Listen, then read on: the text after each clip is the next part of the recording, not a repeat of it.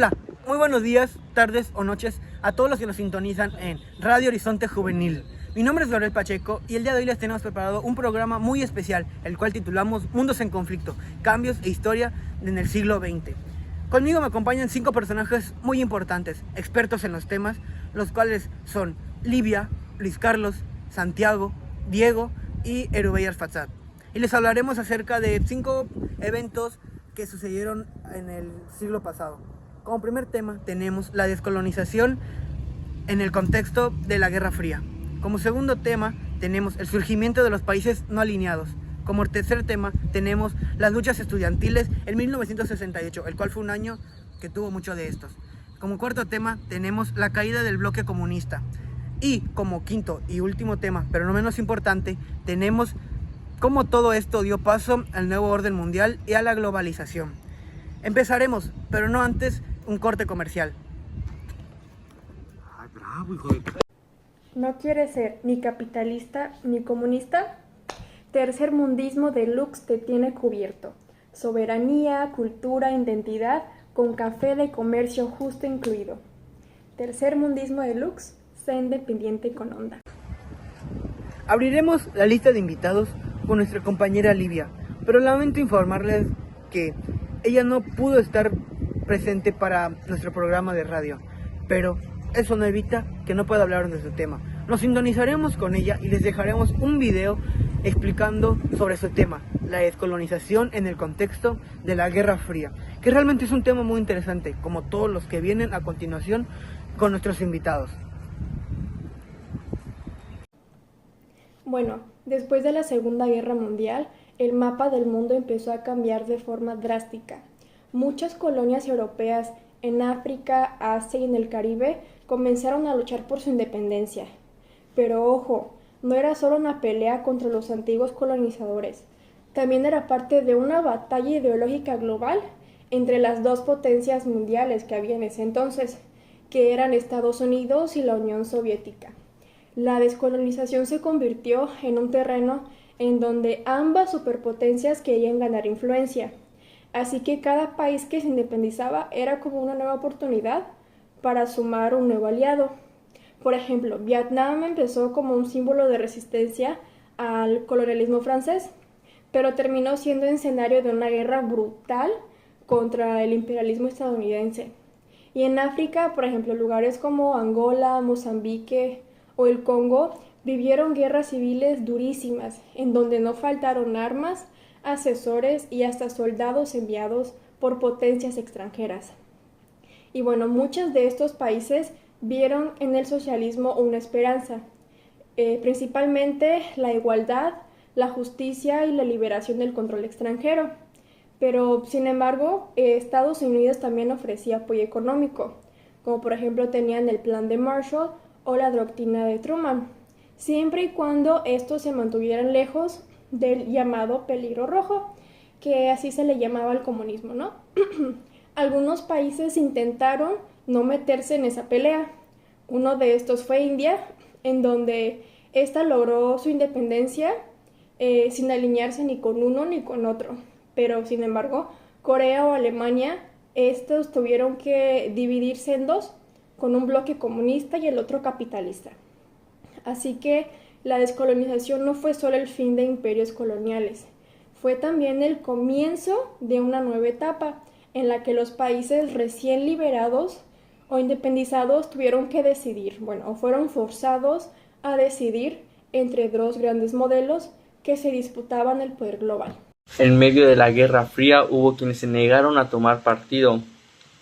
Los países del tercer mundo levantaron la voz, ni con el este ni con el oeste.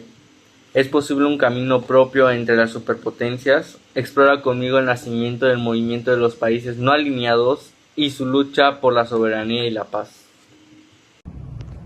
Después de este corte comercial, continuamos con nuestro siguiente invitado, Santiago. Pero lamentamos informarles que él no podrá estar presente con nosotros debido a problemas familiares. Pero él nos dejó un video para que ustedes no estén desinformados en ningún momento y nos explicará su tema, el cual es los países no alineados y el tercer mundo. Prestemos mucha atención porque déjenme decirles que es un tema muy interesante, como el resto. Hola amigos, esta vez no pude ir al podcast ya que tuve algunos problemas de salud y unos inconvenientes en poder llegar al sitio. Sin embargo, yo les voy a explicar el tema de países no alineados y el tercer mundo. Durante la Guerra Fría el mundo se dividió en dos bloques, que era capitalista y comunista. La capitalista lo lideraba Estados Unidos y la comunista lo lideraba la Unión Soviética. La capitalista era de la parte occidental y la comunista era de la parte oriental. Sin embargo, en muchos países optaron por no formar parte de ninguno de los dos movimientos. En los años 50 ellos se nombraron a sí mismos países no alineados. Algunos países fueron parte de Asia, África y América Latina.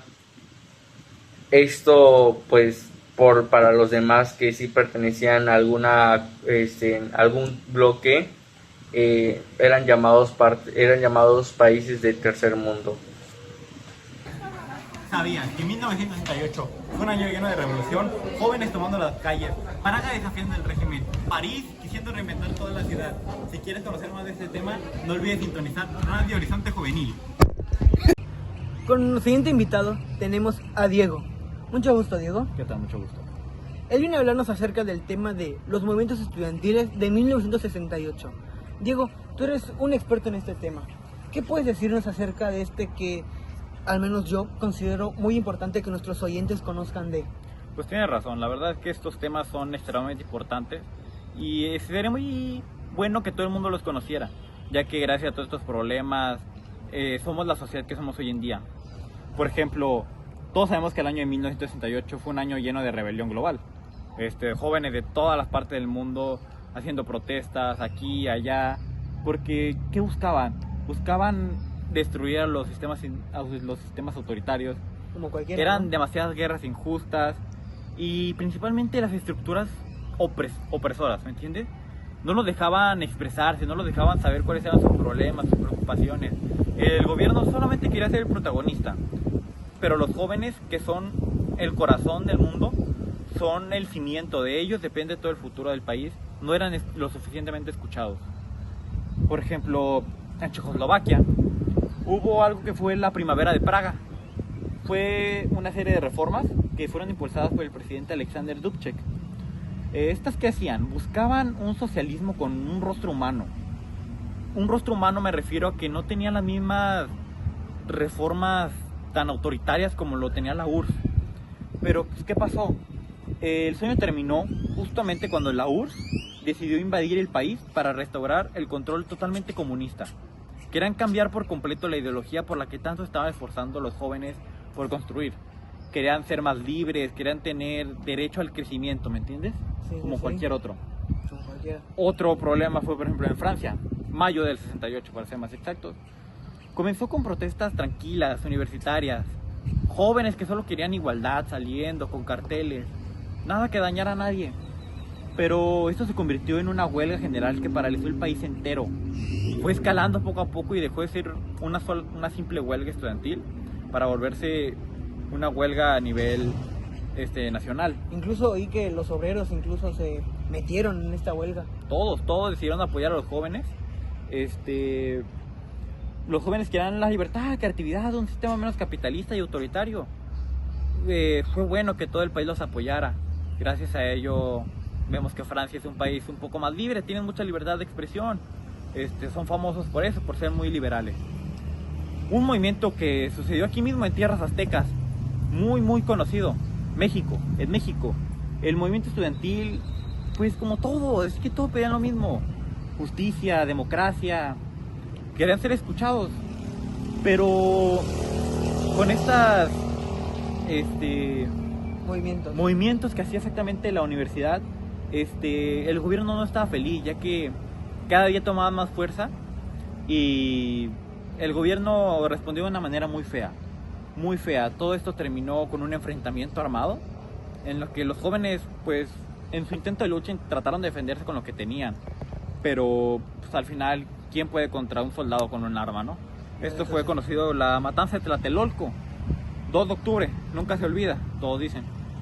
Pues bueno, la verdad es que siento que estos son los 3 movimientos más importantes estudiantiles. Han tenido demasiada influencia en lo que es el futuro, lo que es el presente de hoy, ¿me entiendes? Todo ese sacrificio, toda esa guerra que hicieron, pues de alguna forma esperemos que sí esté dando sus frutos y pues que todo ese sacrificio no haya sido en vano, ¿no?